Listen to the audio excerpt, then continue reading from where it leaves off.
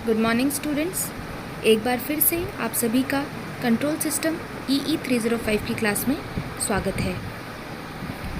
हम पढ़ रहे थे unit 3 time domain analysis. Time domain analysis के दो sections, transient analysis and steady state analysis, दोनों में क्या डिफरेंस होता है, दोनों की क्या डेफिनेशन होती है, ये हम लास्ट क्लास में पढ़ चुके थे।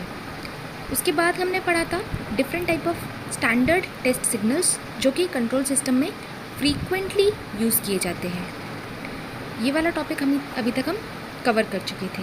आगे की क्लास में हमें पढ़ना है first order and second order system. उसको पढ़ने के लिए एक छोटा इंपॉर्टेंट टॉपिक है, वो हमारे लिए जानना बहुत ज़रूरी है, जो कि होता है आपका pole and zero s plane representation. आपने पोल एंड ज़ीरो बहुत बार सुना होगा, एक बार हम इसको देखेंगे पोल्स एंड ज़ीरोस क्या होते हैं और उन्हें हम एस प्लेन में किस तरीके से प्लॉट करते हैं। इसको समझना बहुत ही ज़्यादा ज़रूरी है बिकॉज ये कंट्रोल सिस्टम की सबसे बेसिक चीज़ है जिसको हम कभी भी गलत करना अफोर्ड नहीं कर सकते हैं। चलिए शुरू करते हैं poles and zeros of transfer function. यहाँ पर आप देख सकते हैं जैसे कि एक ट्रांसफ़र फंक्शन हमने लिखा हुआ है GS = CS/RS। ये हम यहाँ पे स्टार्ट कर रहे हैं जनरल टर्म से। ओके, लास्ट क्लास में जब हम फर्स्ट यूनिट पढ़ा था तब हमने देखा था कि जो हमारा ट्रांसफ़र फंक्शन है, ट्रांसफ़र फंक्शन की डेफिनेशन क्या होती है, Laplace of output upon Laplace of input. ठीक है, CT और RT का लाप्लास, इन दोनों के लाप्लास का जो रेशो होता है, आउटपुट और इनपुट के लाप्लास का जो रेशो होता है, उसी को हम क्या बोलते हैं, ट्रांसफ़र फंक्शन। ठीक है, तो GS = क्या हो गया, CS/RS। आप यहाँ पे देख सकते हैं, यहाँ पे हमने GS को फर्दर एक जनरल टर्म में डिफ़ाइन कर दिया है। किस तरीके से डिफ़ाइन किया है, BM S⁻m plus BM-1 SM-1 and so on till S⁻0 हो जाए। S⁻0 हो जाएगी तो क्या बन जाएगा, S⁻0 1, तो बचा क्या, B0। ठीक है, ऐसे ही हमने डिनोमिनेटर में लिख दिया है। तो इस तरह का कोई फॉर्मेट आपको दिखता है, इसको फॉर्मेट को अपन यदि जनरल टर्म में लिखें तो सपोज करो BM की वैल्यू 4 है, SM⁻4 है, तो ये 4S⁻4 2S³ plus 3S plus 1 upon S² plus 1, ऐसा कोई वैल्यू यदि लिखा हुआ है तो हम क्या बोलेंगे, वो एक ट्रांसफ़र फंक्शन है। करेक्ट, तो ये आपका जनरल रिप्रेजेंटेशन हुआ ट्रांसफ़र फंक्शन का। उसके बाद आपको कई जगह ट्रांसफ़र फंक्शन इस फॉर्मेट में भी लिखा हुआ दिखेगा। के की वैल्यू सपोज करो 5 है, 5S-1 S-2 अपॉन S-3। ठीक है, आप इसको ब्रैकेट को ओपन करेंगे तो वापस आपका ये जो ऊपर वाला फॉर्मेट है इसमें ये कन्वर्ट हो जाएगा।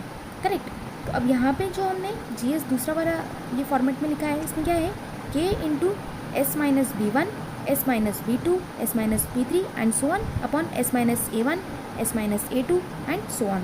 ठीक है, तो यहाँ पे K क्या रिप्रेजेंट करता है, K रिप्रेजेंट करता है आपका सिस्टम गेन। करेक्ट, K आपका क्या रिप्रेजेंट करता है, सिस्टम गेन। और यहाँ पे S-AN लिखा है, N क्या है, टाइप ऑफ सिस्टम। ठीक है, अब टाइप ऑफ सिस्टम क्या होता है ये अभी हम आगे देखेंगे। अभी आप इतना देख लीजिए, K क्या है, आपका सिस्टम गेन है, और ये आपका जो जनरल फॉर्मेट है ये ट्रांसफ़र फंक्शन का फॉर्मेट है। करेक्ट, अब जो हमने टर्म यूज़ किया पोल्स, हम जो टर्म यूज़ कर रहे हैं पोल्स, अब उस पोल्स की क्या डेफिनेशन होती है ये हम देखेंगे। पोल्स क्या है, पोल्स S की वह वैल्यू है जहाँ पर हमारा ट्रांसफ़र फंक्शन क्या था आपका, GS = हमने लिखा था CS/RS। तो पोल्स S की वह वैल्यू है जहाँ पर आपके ट्रांसफ़र फंक्शन की मैग्नीट्यूड, इसीलिए अपन ने GS के आगे मॉड लगाया है, ट्रांसफ़र फंक्शन का मैग्नीट्यूड क्या हो जाए, बिकम्स इनफाइनाइट। तो ट्रांसफ़र फंक्शन के मैग्नीट्यूड जब इनफाइनाइट हो जाएगा तो S की उस वैल्यू को हम पोल्स कहते हैं। समझ आया, क्या है, S की वह वैल्यू जिस पर ट्रांसफ़र फंक्शन का मैग्नीट्यूड इनफाइनाइट हो जाए उसको हम ट्रांसफ़र फंक्शन का पोल कहते हैं। ठीक है, तो चलिए हम इसको एक एग्जाम्पल की हेल्प से समझते हैं। यहाँ पे आपको क्वेश्चन में पूछा हुआ है, आपको एक ट्रांसफ़र फंक्शन दिया और उसके पोल्स डिटरमाइन करने के लिए कहा गया। Determine the poles of given transfer function. ठीक है, तो आपको इस ट्रांसफ़र फंक्शन के पोल्स फाइंड आउट करने हैं। अब हमने क्या बोला था, पोल्स की डेफिनेशन याद कीजिए, एस की वह वैल्यू जिससे ट्रांसफ़र फंक्शन का मैग्नीट्यूड कैसा हो जाए, इनफाइनाइट। इनफाइनाइट होने के लिए क्या ज़रूरी है, डिनोमिनेटर का ज़ीरो होना। किसी भी चीज़ को जब हम ज़ीरो से डिवाइड करते हैं तो वो क्या बन जाता है, इनफाइनाइट। तो हम क्या करेंगे, हम डिनोमिनेटर को किससे इक्वेट करेंगे, ज़ीरो से। तो यहाँ पे यही लिखा हुआ है, the poles can be obtained by equating denominator with zero. S into s plus three, s plus four ये आपका डिनोमिनेटर है, इसको हमने क्या किया, ज़ीरो से इक्वेट कर दिया।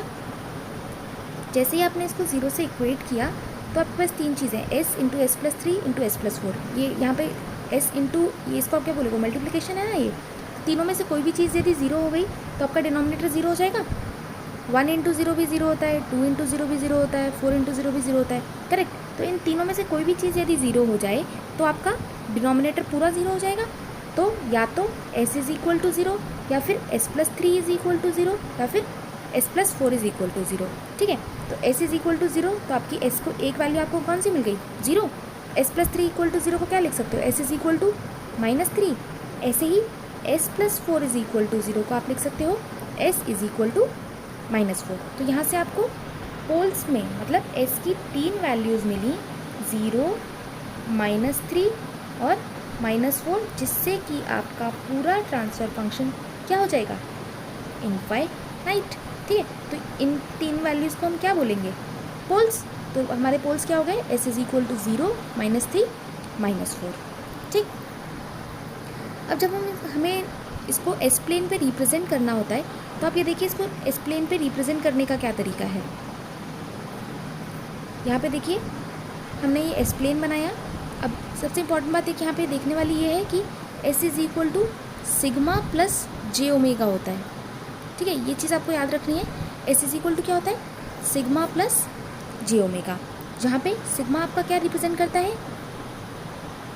रियल एक्सिस, और जे ओमेगा रिप्रेजेंट करता है वाई एक्सिस। मतलब एस क्या है, एस एक कॉम्प्लेक्स नंबर है, कॉम्प्लेक्स क्वांटिटी है, जहाँ पे सिग्मा प्लस जे ओमेगा है। तो इसीलिए हमने यहाँ पे एक्स एक्सिस पे तो क्या लिखा, सिग्मा, और यहाँ वाई एक्सिस पे क्या लिखा, जे ओमेगा। कई बार स्टूडेंट जब इसको प्लॉट करते हैं तब यहाँ पे कुछ मेंशन नहीं करते हैं। ठीक है, तो आपको मेंशन करना ज़रूरी है। यहाँ पे क्या है, सिग्मा, और यहाँ पे लिखोगे आप जे ओमेगा, तभी आपका रिप्रेजेंटेशन करेक्ट माना जाएगा।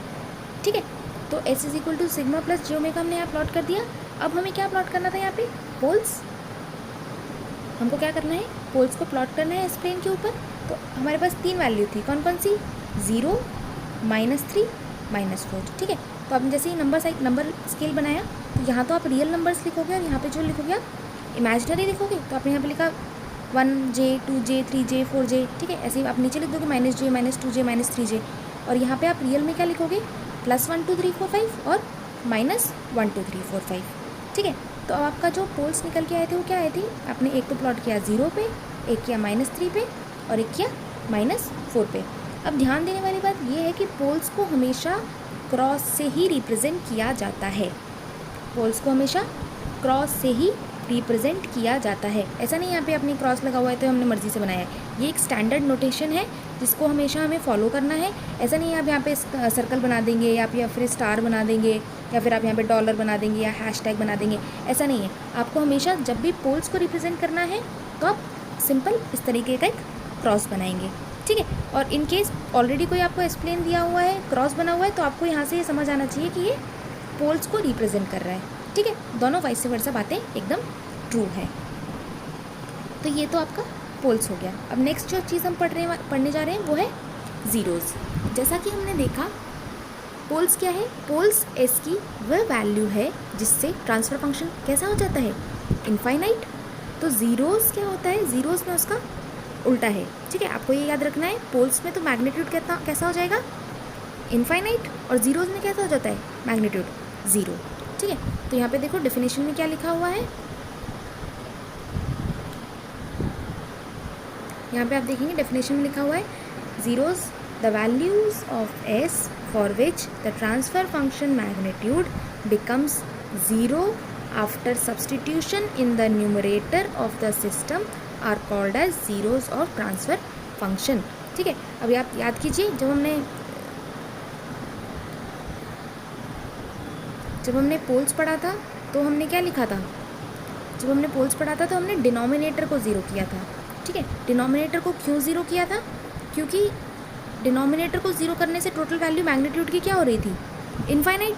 अब हम डिनोमिनेटर को ज़ीरो नहीं कर सकते बिकॉज हमको मैग्नीट्यूड कैसा चाहिए, ज़ीरो चाहिए। मैग्नीट्यूड हमको इनफाइनाइट नहीं चाहिए, मैग्नीट्यूड ज़ीरो चाहिए। तो मैग्नीट्यूड ज़ीरो चाहिए तो सपोज करो GS is equal to CS upon RS है। तो आप RS को जब ज़ीरो करते हो तो मैग्नीट्यूड क्या होता है, इनफाइनाइट।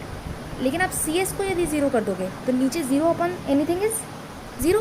ज़ीरो के नीचे आप 1 लिखो, ज़ीरो के नीचे आप 100 लिखो, ज़ीरो के नीचे आप 1 लाख लिखो, ठीक है। तो अब वो वैल्यू क्या रहेगी, हमेशा ज़ीरो। तो ज़ीरोज़ को निकालने के लिए न्यूमरेटर को ज़ीरो से इक्वेट करते हैं और पोल्स को निकालने के लिए डिनोमिनेटर को ज़ीरो से इक्वेट किया जाता है। क्लियर। इसको भी एग्जाम्पल की हेल्प से देख लेते हैं। सिंपल एग्जाम्पल है GS is equal to S S+2 S+4 S upon S+3 S+4, ठीक है। ये आपको एक क्वेश्चन दिया हुआ है। अब इसमें आपको ज़ीरोज़ निकालना है, तो आप क्या करेंगे, पहले आपने डिनोमिनेटर को इक्वेट किया था, अब हम न्यूमरेटर को इक्वेट कर देंगे। S+2 S+4 को हमने ज़ीरो से इक्वेट किया तो 3 वैल्यूज़ निकल के आ गई, 0 -2 -4। ये यहाँ पे गलत लिखा हुआ है, ये पोल्स नहीं है, ये क्या है आपके ज़ीरोज़, ठीक है। क्लियर है। और इसी क्वेश्चन में यदि हम पोल्स निकालने को हमें बोला जाएगा तो पोल्स क्या होंगे, क्या करेंगे, हम डिनोमिनेटर को इक्वेट करेंगे। S+3 S+4 is equal to 0। तो वैल्यू क्या आएगी, 0 -3 एंड -4, ठीक है। 0 -2 -4 पे तो आपके क्या हो गए, पोल्स, और 0 -3 -4 पे आपका क्या हो गया, ज़ीरोज़। अब ये यहाँ पे एस प्लेन रिप्रेजेंटेशन है ज़ीरोज़ का। तो ज़ीरोज़ के एस प्लेन रिप्रेजेंटेशन में आप ध्यान रखेंगे, ज़ीरोज़ को हम कैसे रिप्रेजेंट करते हैं, एक छोटे सर्कल से, ठीक है। ज़ीरोज़ को रिप्रेजेंट करने के लिए हम यूज़ करते हैं एक छोटा सा सर्कल, और पोल्स के लिए हम क्या यूज़ करते थे, एक क्रॉस। तो यहाँ पे हमको ज़ीरोज़ प्लॉट करना है तो हम क्या करेंगे, 0 -2 -4, करेक्ट। अब पोल ज़ीरो प्लॉट जो हमने बनाया, जो हम बना रहे थे एस प्लेन पर, उसको हम क्या बोलते हैं, पोल ज़ीरो प्लॉट। यहाँ पे पढ़ लेते हैं एक बार। The diagram obtained by locating all poles and zeros of transfer function in the S plane is called as pole zero plot, ठीक है। जो आपका एस प्लेन है उस पर हम ट्रांसफ़र फंक्शन के जब सभी पोल्स एंड ज़ीरोज़ को प्लॉट कर देते हैं तो उस तरीके के डायग्राम को हम पोल ज़ीरो प्लॉट कहते हैं, करेक्ट। क्या लिखा हमने, the diagram obtained by locating all poles and zeros of transfer function in the S plane is called as pole zero plot. ये आपका प्लॉट है, इसमें हम सपोज़ करो यहाँ पे हमने ये 2 पोल्स थे और यहाँ पे हमारे 3 ज़ीरोज़ थे। तो जब आप पूरे पोल्स एंड ज़ीरोज़ को प्लॉट कर देंगे इस तरीके से आपके एस प्लेन के ऊपर सिग्मा और जे ओमेगा रिप्रेजेंट करके, तो इस प्लॉट को हम क्या बोलेंगे, pole zero plot, correct. Next point है the S plane has 2 axes, real and imaginary, जो कि हम ऑलरेडी देख चुके हैं, क्योंकि एस इज इक्वल टू क्या होता है, सिग्मा प्लस जे ओमेगा। तो जो आपका एक्स एक्सिस है वो आपका रियल एक्सिस रिप्रेजेंट करता है, जिसको कि हम किससे रिप्रेजेंट करते हैं, सिग्मा से।